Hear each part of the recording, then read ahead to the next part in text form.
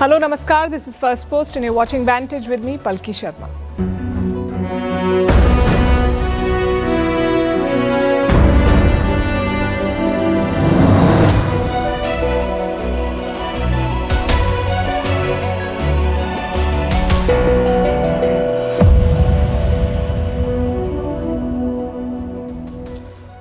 India stuns the world with 8.2% growth, beating every expectation. How did it happen and what does it say about the Indian economy? We'll crunch the numbers for you tonight. But that's not the only big headline we have for you. Where is Imran Khan? As uncertainty grows in Pakistan, the United Nations has stepped in. We'll tell you what they've said. In the US, President Trump is using the shooting in Washington to target immigrants of all kinds. He's calling for reverse migration. Also in focus, the Asia Power Index now ranks India as a major power. Why the UAE is denying visas to Pakistanis, why India is considering privatizing the nuclear power sector, how warfare is moving underwater with submarine drones, how an Indian court has triggered a debate on social media posts, should they be pre-screened? Plus a report on the floods battering Sri Lanka and Southeast Asia and why Black Friday has lost its magic. All that and more lined up. The headlines first. Russian President Vladimir Putin to visit India on the 4th and 5th of December. He will be leading the Russian delegation on the 23rd India-Russia Annual Summit. During his visit, President Putin will hold talks with Prime Minister Narendra Modi. The Indian President will be hosting a state banquet in Putin's honor. This will be his first visit to India since December 2021. Setback for former Philippines President Rodrigo Duterte. The International Criminal Court has rejected his request to be released from detention. He is on trial for crimes against humanity during his war on drugs when he was the president of the Philippines. Duterte was detained in March and taken to the ICC prison. Tunisia accuses the European Parliament of interference after it passed a resolution calling for the release of the president's critics. This came after many opposition leaders in Tunisia were handed prison sentences up to 45 years. The president has called his opponents terrorists.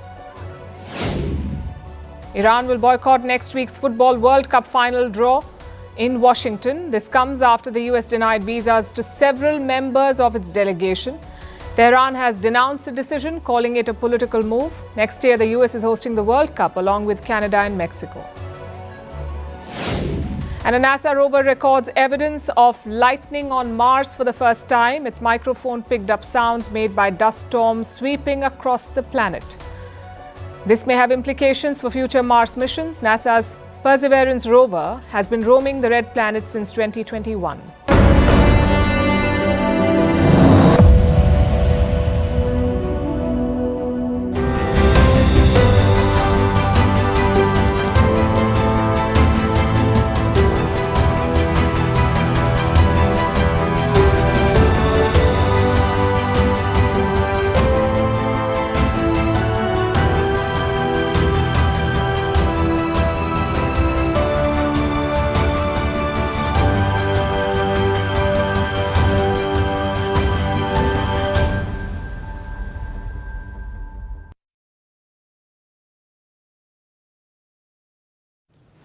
What a way to start the weekend. India's GDP numbers are out and it looks like Diwali never ended. The Indian economy has beaten all expectations. It has cemented its status as the fastest growing major economy. That too in a world of chaos. You had the tariffs, you had wars, you had political instability, yet the Indian economy surged ahead. Let's look at the numbers first. These cover the second quarter of the financial year. The second quarter is July, August, September, these 3 months. India's GDP grew by 8.2% in this period, 8.2% growth across July, August and September. Now let's put that number in context. Our growth in the first quarter was 7.8%. And this time the expectation was lower. A poll of economists predicted 7.3% growth. The Reserve Bank of India, or the RBI, predicted 7% growth. And SBI, the State Bank of India, predicted 7.5%. But look at the actual rate, 8.2% growth. So why did all these experts underestimate? The answer lies in what happened in the month of August. That's when the government announced cuts in the GST. the goods and services tax. It was slashed. These cuts came into effect in late September, so economists thought that people would hold back, that they would delay their spending. And frankly, that sounds like a logical assumption. Then why did it go wrong? How did the Indian economy beat expectations? Let's look at the key drivers. Manufacturing was a key driver in the second quarter. Manufacturing grew by 9.1%. The services sector grew by 9.2%. And public utilities and defense grew by 9.7%.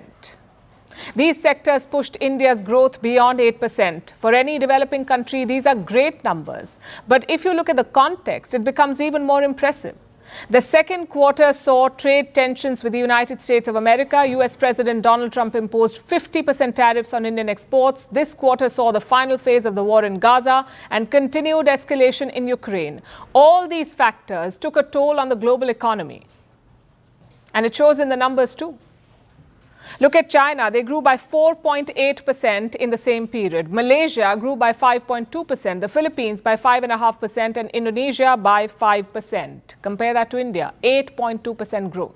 So clearly something went right for us. Broadly speaking, three things. Three things worked in India's favor. Number one, a rural revival.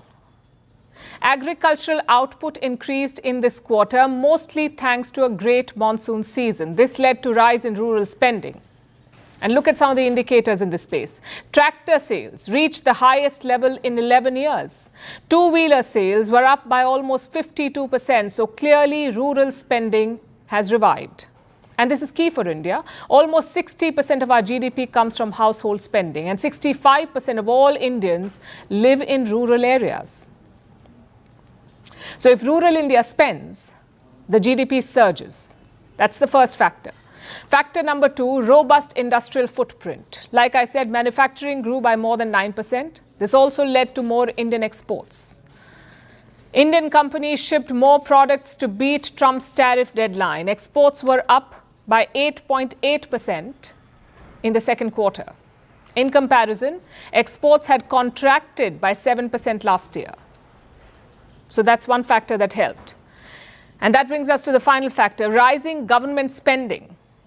Again, this is a key part of our economy.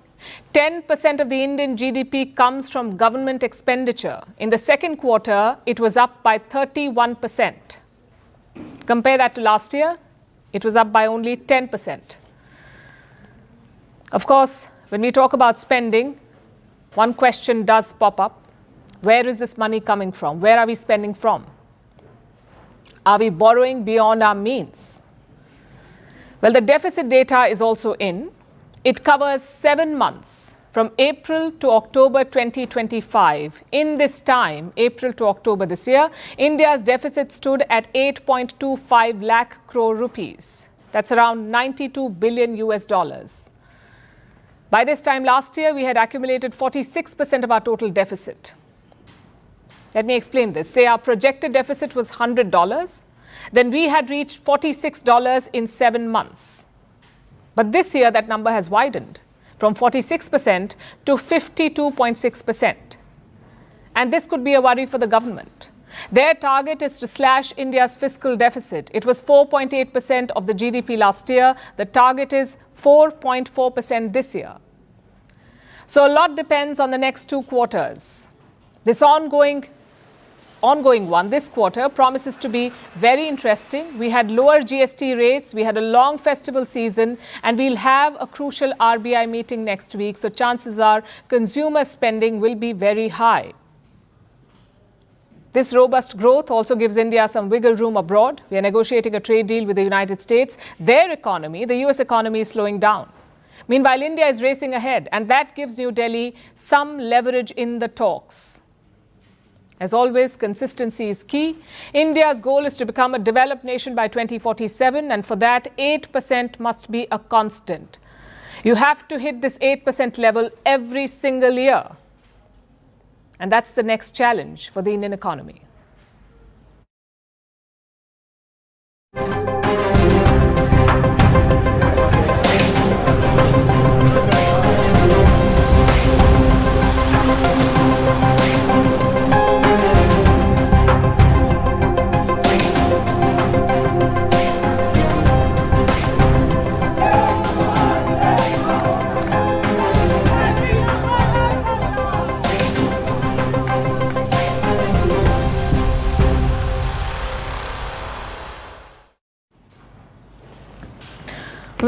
Imran Khan? This question is shaking up Pakistan right now. Social media is abuzz with posts. His party workers are gathering on the streets. His family wants proof of life. The government is denying all of it.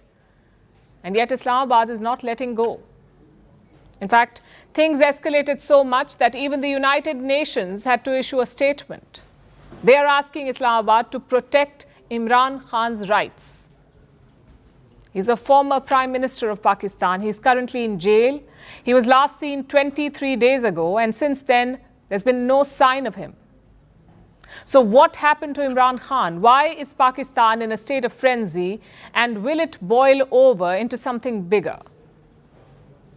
We told you about this yesterday. It all started with one rumor, a random post on X, the social media platform.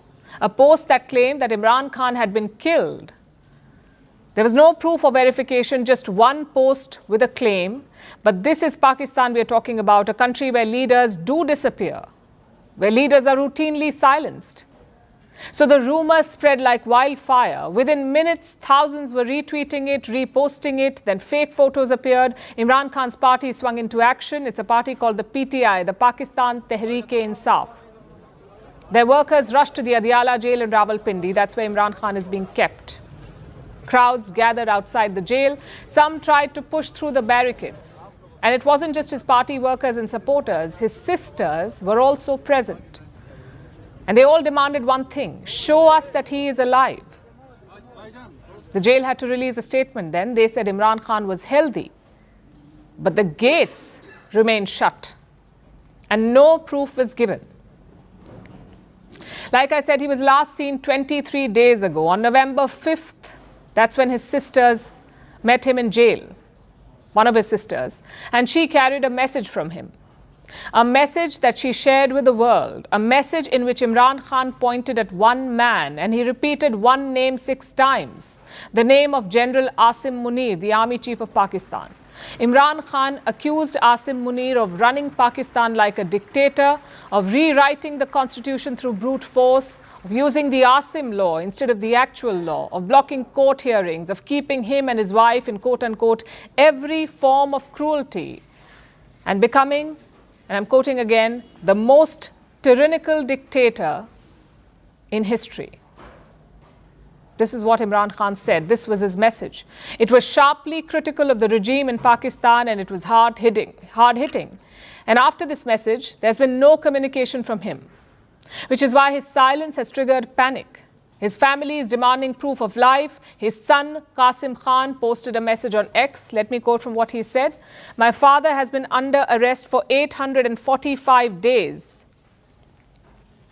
For the past 6 weeks, he has been kept in solitary confinement in a death cell with zero transparency. His sisters have been denied every visit, even with clear orders, court orders allowing access.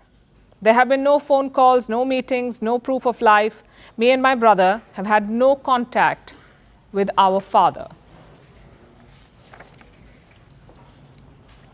So Imran Khan is being kept in a death row cell alone for 6 weeks. There have been no calls or meetings. Even court-ordered visitation is being blocked.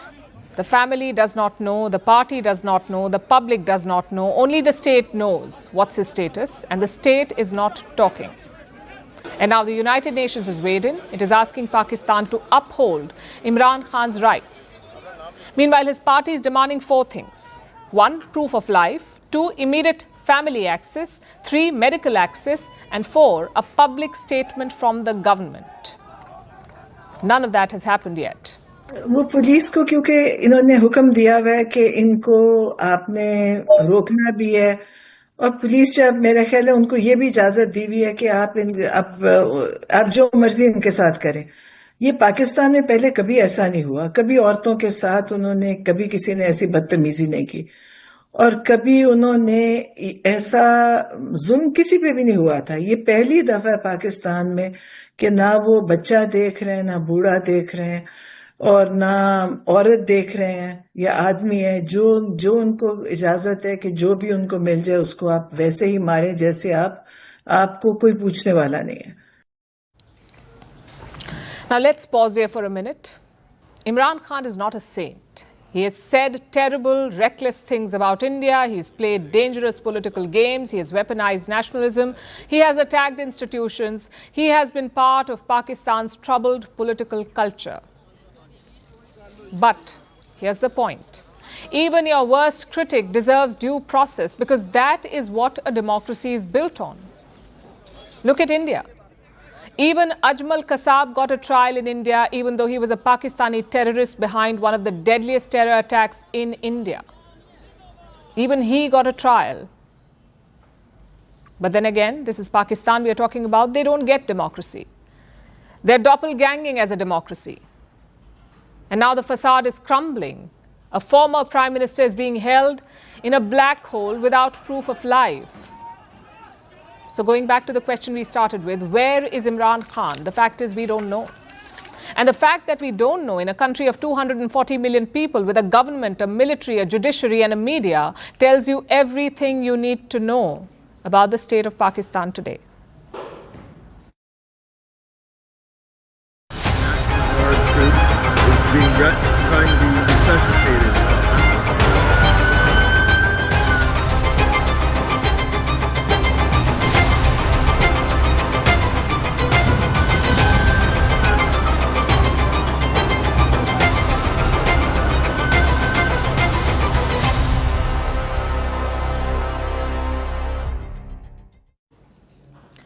2 days back, a shooting incident shook Washington, D.C.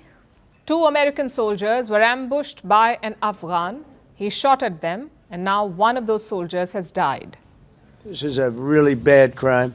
Millions of Americans are praying for those heroes and their families, and I must unfortunately tell you that just seconds before I went on, right now, I heard that Sarah Beckstrom of West Virginia, one of the guardsmen that we're talking about, highly respected, young, magnificent person, started service in June of 2023, outstanding in every way. She's just passed away. She's no longer with us. The shooter was identified as Rahmanullah Lakhanwal. He is a 29-year-old Afghan refugee. He worked with the CIA in Afghanistan. He served with the US Army during the war against the Taliban. Then when the Taliban came to power in Kabul, he fled to the United States. In 2024, he applied for asylum, and this year, he got it. 2 days ago, this man opened fire in Washington, D.C. President Donald Trump called it an act of terror. He has now launched a sweeping crackdown, one that goes far beyond America's security. Trump has ordered a quote-unquote permanent pause on immigration. He's calling for, and I'm quoting again, reverse migration, which means cancelling visas, cancelling green cards, and even revoking US citizenship. Trump is targeting what he calls third world countries. And which countries are on this list? Well, the president did not offer any details, but his order will affect nations which send the highest number of refugees to the US. Says who? Officials from his administration. This includes countries like Afghanistan, Somalia, Haiti, and the Sudan. And like I said, the crackdown is not limited to visas. Immigrants with green cards and even people with American citizenship are on the radar now.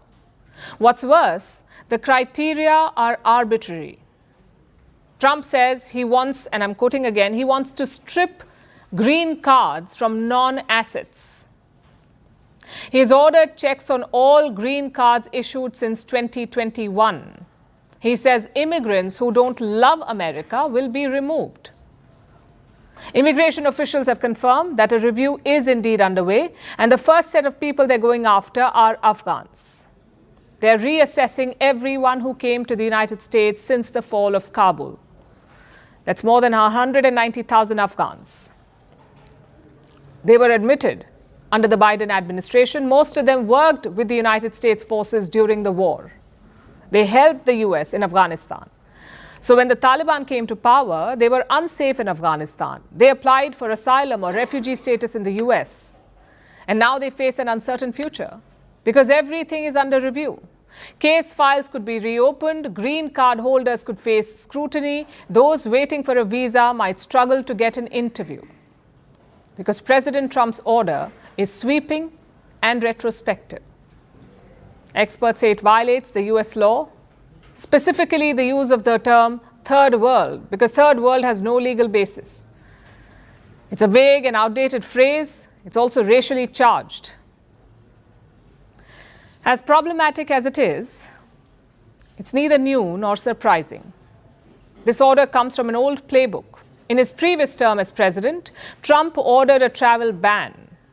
Immigrants from Muslim-majority nations were hit by that ban until the court struck it down. So now Trump is trying again. This time, he's trying it under the cover of national security. His administration is pushing for a permanent freeze on refugee resettlement, a denial of state benefits to non-citizens, and a review of all naturalized citizens. Naturalization is a legal process. It's when a non-national gains citizenship of a country. You come from another country, but you get the citizenship of the US. Someone who is not a citizen by birth, that is naturalization. Trump wants to review these cases too. He wants to reconsider citizenship of these people. Plus, he plans to challenge the concept of birthright citizenship. What does that mean? If you're born in a country, you get its citizenship automatically. That is birthright citizenship. The US president wants to challenge that too. This is his idea of reverse migration. He wants to use one shooting incident to carry out a nationwide purge. So this is not about seeking justice or putting the security of Americans first. This is about executing a political strategy and selling it as border control. Even if the courts strike it down, Trump's message is clear. Migrants are not welcome in America.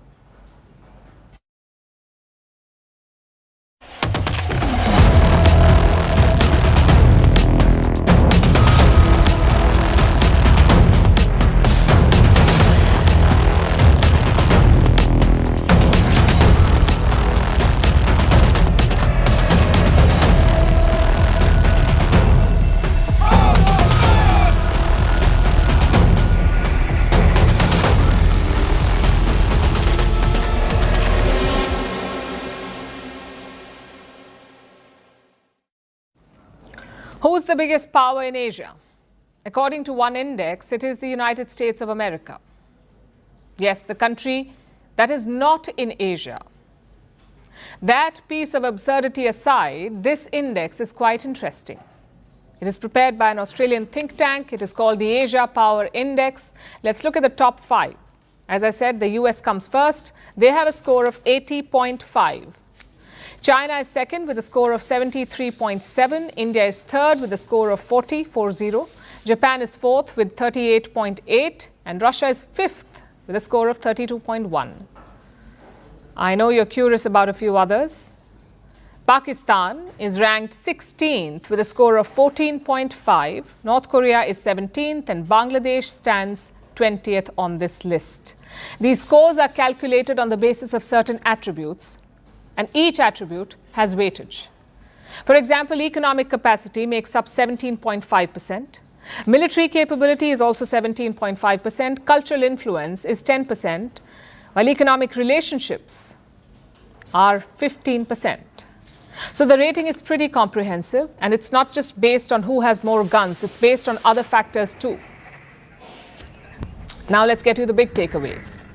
There's some great news for India in this list. In 2023, India was ranked 4th on the same index. Last year, we overtook Japan to reach the 3rd place. And still, India was ranked as a middle power. If you score more than 10 on this index, you are a middle power. If you score above 40, you are a major power. If you score above 70, you're a superpower. So until last year, India was categorized as a middle power, but this year, India is a major power. And a big reason for that is Operation Sindoor. Let me quote from this report. This is what it says. These gains were from improved expert appraisals of India's capability, which were likely influenced by India's performance in Operation Sindoor. That's more validation for India's success, and not the social media kind. That's the first takeaway. Takeaway number 2, American power is waning. Their score was 84.6 back in 2018, a full 10 points ahead of China. But look at the Americans now. Their score has fallen to 80.5, and China is less than 7 points behind them. It tells you how the regional balance is changing. The US announced a pivot to Asia in the last decade, but that pivot is not going well. Former President Joe Biden was bogged down in Ukraine. Current President Donald Trump is focused on the Caribbean. So American influence in Asia is waning. Which brings us to the third takeaway. China. China is not surging as expected. Yes, they're closing the gap with the United States, but that's because the US is slowing down, not because China is plowing on. Look at their numbers. China's score in 2018 was 74.5 on this index. This year, it is 73.7. Remember, this is not a reflection on China's military. It's a reflection on a lot of other factors. If you constantly harass your neighbors, you damage your relations. If you spy on others, you lose reputation. If you curb travel and trade, you lose reliability. Well, this is what happens to bullies. You may have the biggest stick in the room, but you don't have the matching influence. That is China's story. And India's challenge is a bit different. We have a growing military. We have warm historical ties in Asia. We have reliable policies. We have great soft power credentials. But are we using those attributes well? The Asia Power Index does not think so. Again, let me quote from what they've said. India's power in Asia continues to grow steadily but remains well below the potential of its resources. It's like the report card of that one child in school who has all the potential, who is friends with everyone, who is loved by teachers but is not topping the class.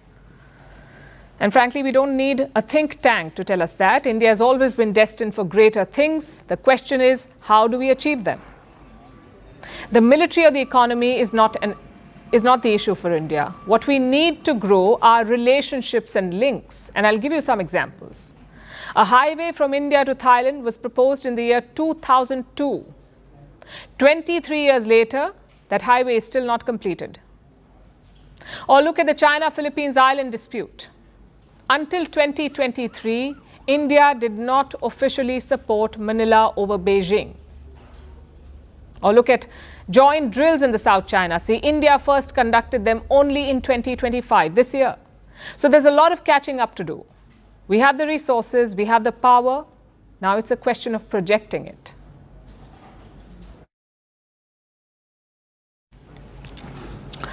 Now let's talk about Pakistan and the UAE.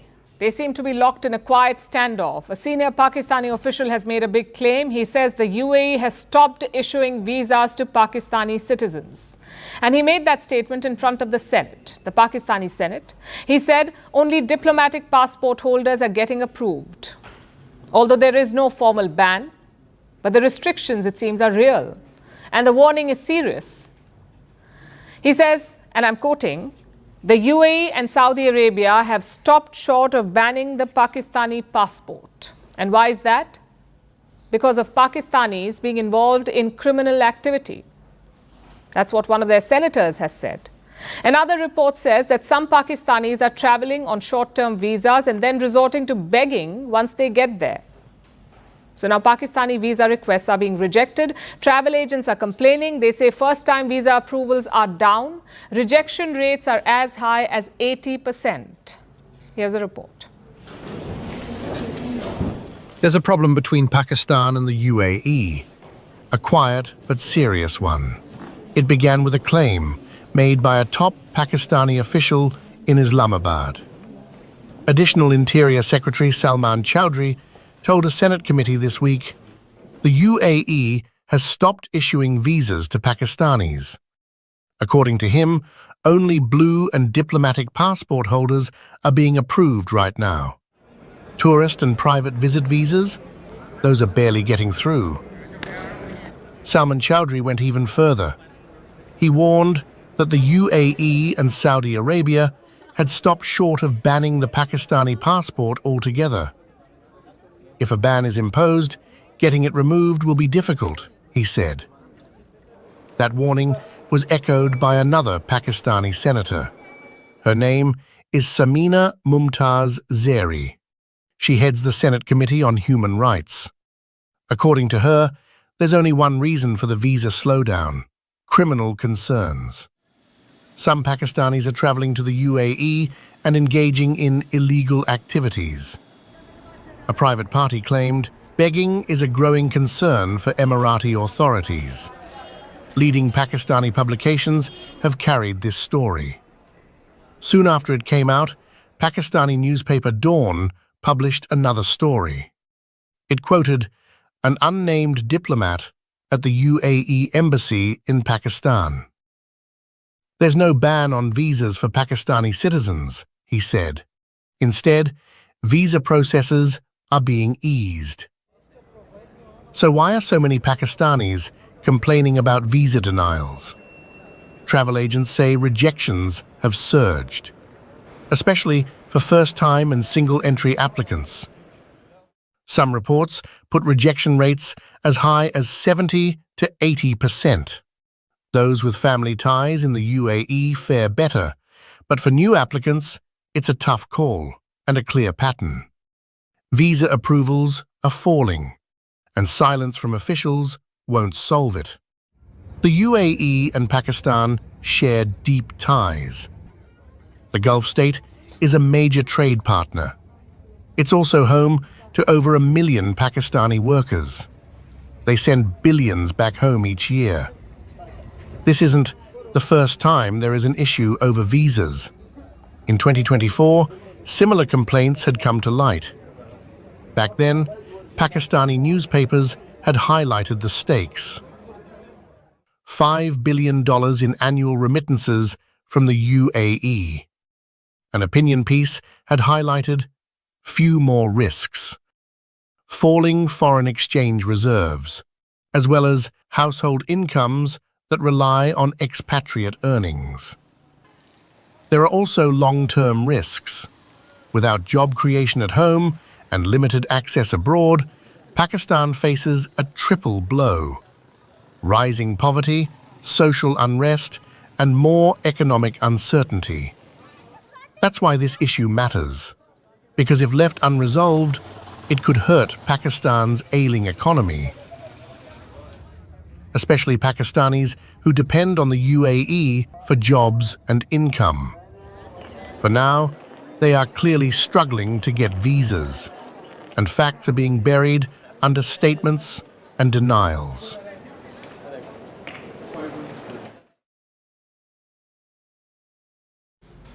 Our next story is about nuclear power. For 6 decades, this sector remained closed in India. The government was the only player, but now they're opening it so that private companies can participate. And this is a monumental policy shift. Prime Minister Narendra Modi announced it himself. Listen to this. हम एक बहुत महत्वपूर्ण sector में भी कदम उठाने जा रहे हैं। हम न्यूक्लियर सेक्टर को भी ओपन करने की तरफ आगे बढ़ रहे हैं। इस सेक्टर में भी हम प्राइवेट सेक्टर की सशक्त भूमिका की नींव रखने जा रहे हैं। इससे small modular reactor, advance reactors और न्यूक्लियर इनोवेशन में अवसर बनेंगे। यह रिफॉर्म हमारी एनर्जी सिक्योरिटी और टेक्नोलॉजिकल लीडरशिप को नई शक्ति देगा। With this decision, India has entered a new club, a small list of countries which allow private companies in the nuclear sector. This list includes the US, the UK, Japan, and South Korea, among others. And now India is joining them. The winter session of Parliament begins next week. That's when the government plans to introduce a bill, the Atomic Energy Bill of 2025. When passed, it will formally open the door to private participation. But why is this a big deal? And why does India need nuclear power? Let me break it down for you. India still relies heavily on coal. Coal generates more than 70% of our electricity. It is cheap, but it pollutes. It releases carbon dioxide, sulfur, and other harmful gases. Now, India has committed to net zero emissions by 2070, and to get there, it needs cleaner alternatives.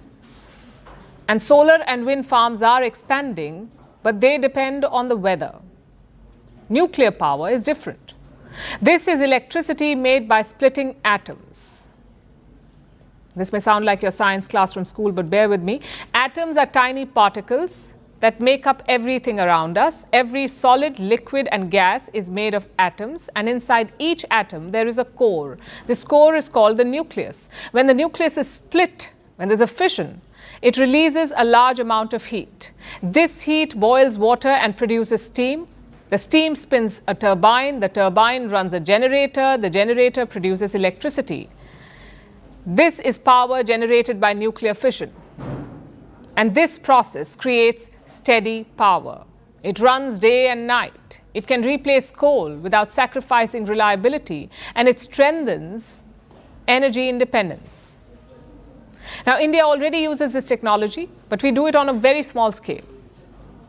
It has at least 23 operational nuclear reactors, 23 reactors in the country. They're spread across India in Rajasthan, Maharashtra, Tamil Nadu, Karnataka, Gujarat, Uttar Pradesh. Together, they produce about 8.8 gigawatts of electricity. Now, this is just 2 to 3% of India's total electricity. And all these reactors are run by one entity, which is called the NPCIL, the Nuclear Power Corporation of India Limited. It has a full monopoly on nuclear power in the country thanks to a law that was passed in 1962. It's called the Atomic Energy Act. It allows only the central government and its companies to run nuclear plants in India. Private firms are not allowed. State governments are also not allowed. But now the centre wants to modernize this framework, and their urgency makes sense. You see, India wants 22 gigawatts of nuclear power by 2032 and 100 gigawatts by 2047. That is more than 10 times today's capacity. To meet these targets, you need speed, new technology and fresh investment, and that is where private companies come in. Any company registered in India can apply for a license, build a reactor and operate it. That's the idea. The government is also focusing on a new type of reactor, as the Prime Minister said, the small modular reactor. It's a factory-built, compact nuclear plant. It needs less land, less investment and less time to be deployed. Of course, this shift comes with its own set of challenges, like liability. Who pays if there's an accident? Right now, the law puts heavy responsibility on the operator, but the government is reviewing it. The second challenge is fuel supply. India has the uranium, but not enough for large expansion. It already imports from Kazakhstan. It will need more processing capacity for future reactors. The third challenge is public trust. Nuclear power is safe when managed well. An accident can shake confidence. So what we need is transparent regulation and strong safety standards. And if India gets this right, the gains would be massive. You get stable power, lower emissions, and self-reliance. So this is no longer about just electricity. It's about India's future as a clean energy leader.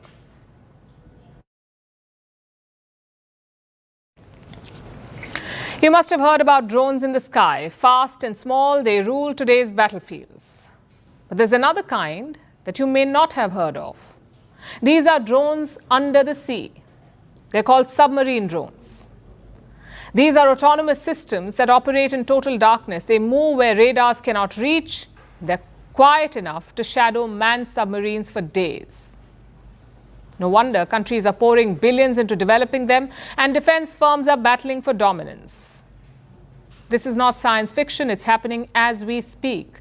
Our next report takes you inside this race under the sea. You may have seen drones in the sky. Small, fast. They are everywhere on the battlefield, from Ukraine to the India-Pakistan conflict this year. But another kind of drone is rising. It moves where there is no light. It travels where radio signals fade. And it works in a world that humans find hardest to control. This is the age of underwater drones, and it could change modern warfare again. Underwater drones are autonomous systems that can travel long distances below the surface. They can monitor power cables. They can watch over telecom lines. They can scan for mines. And they can follow submarines that rarely come up. The idea is not new. During the Cold War, countries built early remote underwater vehicles for mine clearance and deep-sea tasks. They were slow, they were limited, but they showed that machines could operate beneath the surface. Today, the technology has advanced, and the world around it has changed too. Pipelines have been damaged, telecom cables have been cut, and nations now understand how exposed their underwater networks are. That vulnerability has triggered a wave of investment, and it is happening across continents. Countries are turning these drones from prototypes into frontline tools. In Europe, Germany has developed the Grey Shark. It is a mid-sized underwater drone that can reach 10 knots and travel more than 1,000 nautical miles. It can operate for 5.5 days. Its engineers built a hydrogen system because batteries were not enough. 2 European governments have already ordered it for $116 million. And Europe is not alone. The same urgency is visible across the Indo-Pacific. Australia is developing Ghost Shark. It is being built with the US firm Anduril. Canberra has committed $1.7 billion. The drone is designed for deep-water surveillance and anti-submarine missions. The United Kingdom is also expanding its underwater fleet. The Royal Navy wants uncrewed vehicles to guard pipelines and data cables. Across the Atlantic, the United States is scaling up too. It is investing in several autonomous undersea projects. And on the other side of the world, Russia is boosting its own capabilities. Last month, President Vladimir Putin said the nuclear-powered Poseidon drone had completed a major test. This growing demand has created a new defense industry. Traditional firms like BAE Systems, Boeing, and General Dynamics reportedly want to lead it. Newer companies like Anduril and Helsing say they can deliver faster and cheaper. Governments want drones that can stay at sea for weeks. They want sensors that can watch the seabed without being detected. And they want scale that manned submarines cannot provide. Underwater drones once lived in the background. Today, they are moving to the center of global defense, quietly, consistently, and deeper with every mission.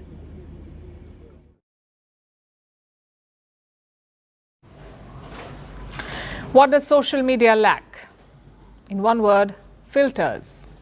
There's little room for nuance or balance.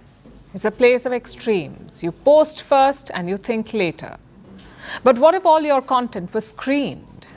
What if you needed a panel's approval to post something? The Indian Supreme Court is thinking along these lines. It is hearing a petition filed by a popular podcaster. He's been accused of making vulgar comments on a show, so he's seeking protection from the court. The hearing soon turned to larger problems on social media, things like misinformation and anti-national content. On this issue, the judges had an idea. They've asked the government to prepare a draft mechanism. For what?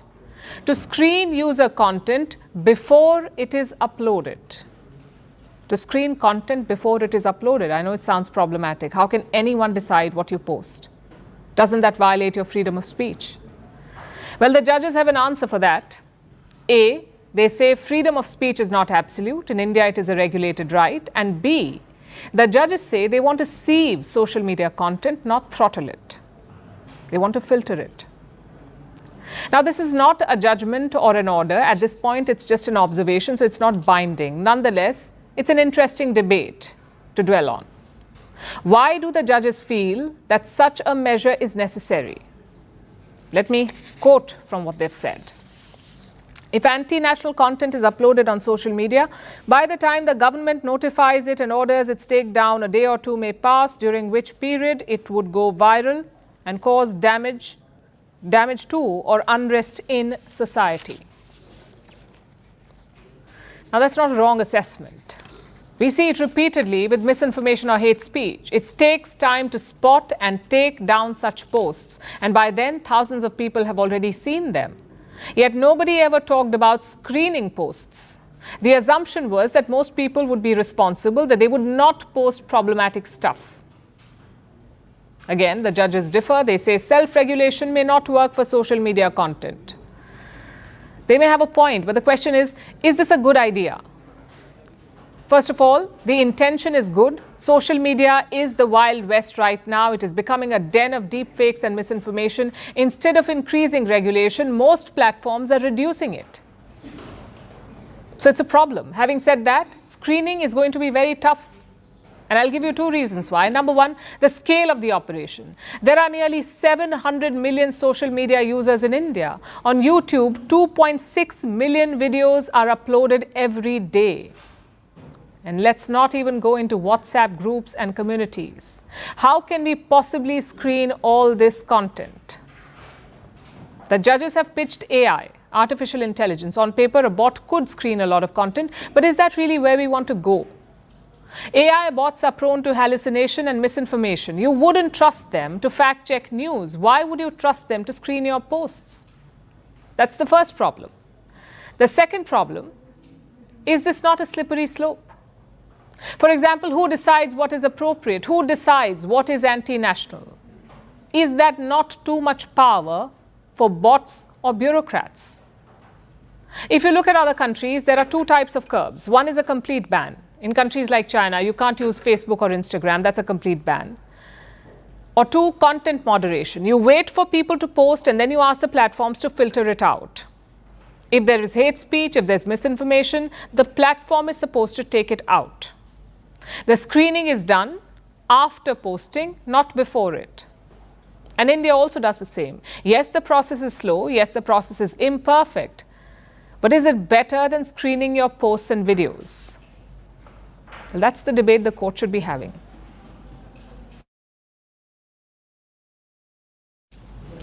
Our next story is from Sri Lanka. The country has been hit by a cyclone. It's called Ditwa. The cyclone has caused relentless rain in the island country, which has triggered floods and landslides. Homes have been destroyed, entire communities have been cut off, and thousands of people have been moved to shelters. At least 56 people have died, many more are missing. India has responded fast to help its neighbor. India has launched Operation Sagar Bandhu. Relief supplies are being delivered and helicopters are being deployed for rescue operations. But this crisis is not limited to Sri Lanka. Indonesia, Thailand and Malaysia, they're all battling deadly floods. Our next report has more. Sri Lanka is battling deadly floods. Days of intense rain linked to cyclone Ditwa have inundated towns, triggered landslides, and cut off entire communities. At least 56 people have been killed. Another 21 are missing. Parts of the island have been drenched by more than 300 millimeters of rain in just 24 hours.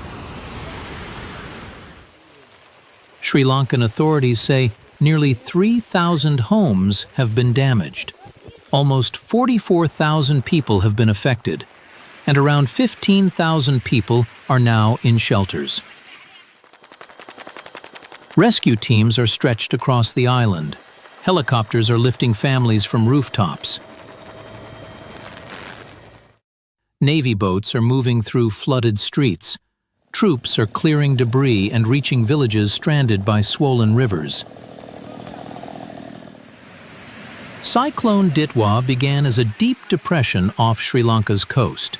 It intensified as it brushed past the island, bringing heavier rain and strong winds. The cyclone has severely disrupted daily life. Schools and final-year examinations have been suspended. Sri Lanka's parliament has paused its budget debate, and train services have been cancelled across the country. Sri Lanka has also reached out for assistance with the crisis. India has responded immediately. New Delhi has launched Operation Sagar Bandhu. Indian Navy ships INS Vikrant and INS Udaigiri have delivered the first consignment of relief materials. This includes 4.5 tons of dry rations, 2 tons of fresh food, and other essential supplies for affected families. Colombo has also requested air support. New Delhi has agreed to deploy helicopters from INS Vikrant to support rescue operations. Prime Minister Narendra Modi has also expressed condolences to the families who have lost loved ones. And he said, India stands ready to provide more assistance as the situation evolves. Sri Lanka's crisis comes as Southeast Asia faces its own wave of devastating floods. In Indonesia, the worst affected regions are on the island of Sumatra. Officials say at least 174 people have been killed by floods and landslides there. Nearly 80 more are still missing. Emergency teams say some areas remain unreachable, and the toll could rise further.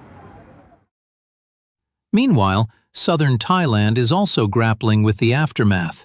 Floods have killed at least 145 people across multiple provinces. The southern city of Hat Yai has been one of the hardest hit. Malaysia, too, has reported fatalities from the devastating floods. Across Indonesia, Thailand, and Malaysia, more than 300 people have reportedly lost their lives in the past week. Millions have been affected, and authorities warn that further rain could slow recovery efforts. For now, the focus from Colombo to Sumatra to southern Thailand is the same. Rescue those still stranded, move people to safety, restore essential services, and wait for the waters to recede.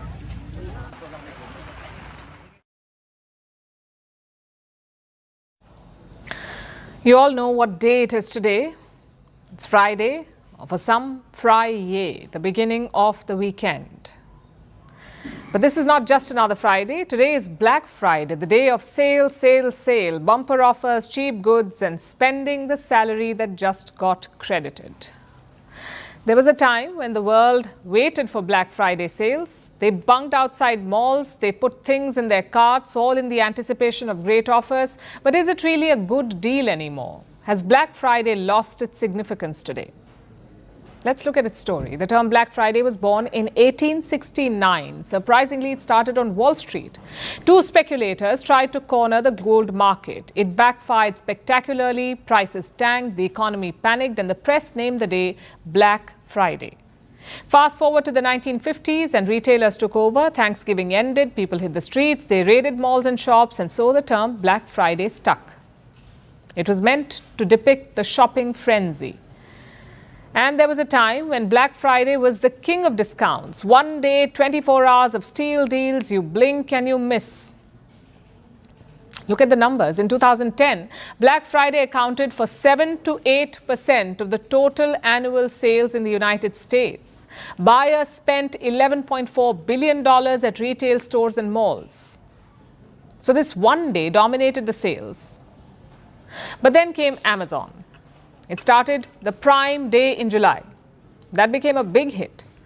And then every major retailer scrambled with their own counter sales, and suddenly there were deals and sales throughout the year. Consumers realized they didn't have to wait for November anymore. That blender you want, it will go on sale in July and August and whenever Amazon feels like it. This is how Black Friday became just one more sale in a world full of sales. Then came the Wuhan virus pandemic. The world was locked indoors. Online shopping was not just convenient, it was a survival tool. Between 2020 and 2023, Black Friday in-store traffic fell off a cliff. Meanwhile, online spending skyrocketed, and that shift from stores to online never fully reversed. Now there's a sale every week. Spring sale, end of season sale, festival sale, monsoon sale, back to school sale, birthday sale, Amazon forgot to tell you sale. We live inside a perpetual discount machine. Marketers call this promotion fatigue. And it's real, this promotion fatigue. When prices drop constantly, consumers stop responding. A sale only feels special when it's rare. When everything is discounted, nothing feels discounted. And what even is the discount? 98% of these products can be found at the same price. If you checked 6 months before, it could even be cheaper. Because, and you already know it, 30% of Black Friday deals are artificially inflated. Prices are hiked to make the discounts appear bigger. And the worst hit items are tech accessories. Plus, limited stocks are not really limited, it's a lie. Bundles are disguised as deals, and they promise free shipping that was free anyway. Also, here's the economic reality. Retailers are dealing with a multitude of things right now. Inflation, tariffs, shipping costs, growing labor costs, razor-thin margins. They simply cannot afford to offer you 60 to 70% real discounts anymore, especially not across the board. So here's what they do. They use selective discounting. A few headline-grabbing deals, a TV, a laptop, a gaming console, and everything else stays close to the full price. Those massive store-wide everything must go discounts, well, they are fantasies now. So is Black Friday still relevant? Believe it or not, it has not died. It still brings in billions of dollars. The traffic is huge. Online sales break records every year. Retailers still depend on it to kick off the holiday season. But the magic has faded, eclipsed by apps and algorithms. So the deals haven't disappeared. The novelty has.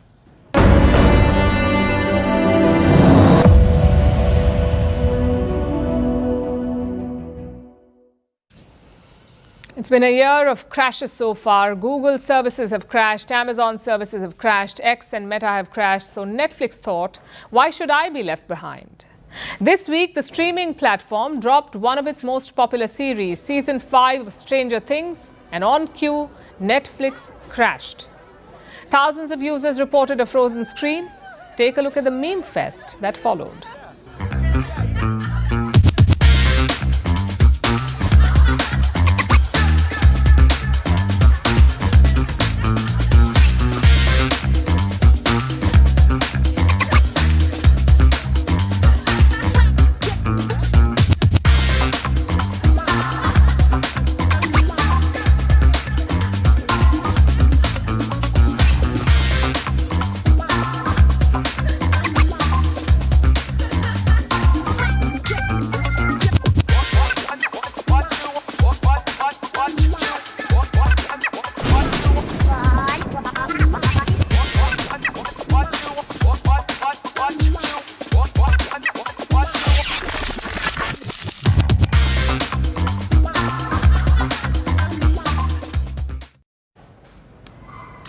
Last week, we unveiled our new series, a special 5-part show called The Dictator. A lot of you enjoyed the first episode on Iraqi leader Saddam Hussein, and tomorrow we are bringing you the second one.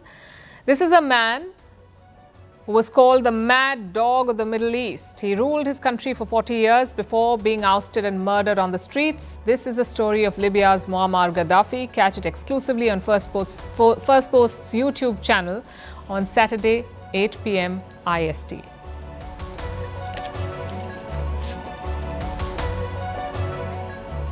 And now it's time for Vantage Shots, images that tell the story. Pope Leo struggles to unveil a plaque commemorating his visit to Turkey.